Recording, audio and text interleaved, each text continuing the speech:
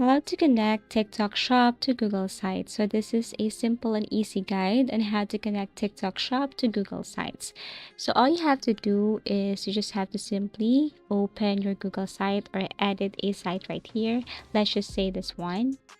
So I'm going to double click or tap this.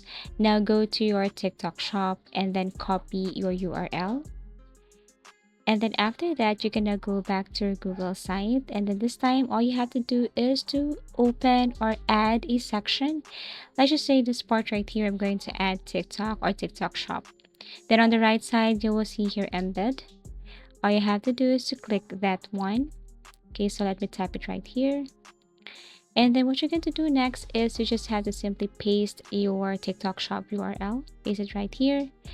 And then after that, what you're going to do next is click next. Okay, you have to wait because your TikTok shop will just appear right after you tap insert. So you will see it right here. Basically, that's it. Also, you can add button if you want. So you can go to buttons and then paste the link or URL of your TikTok shop. So that's how easy it is to connect or how easy it is to connect TikTok shop to Google Sites.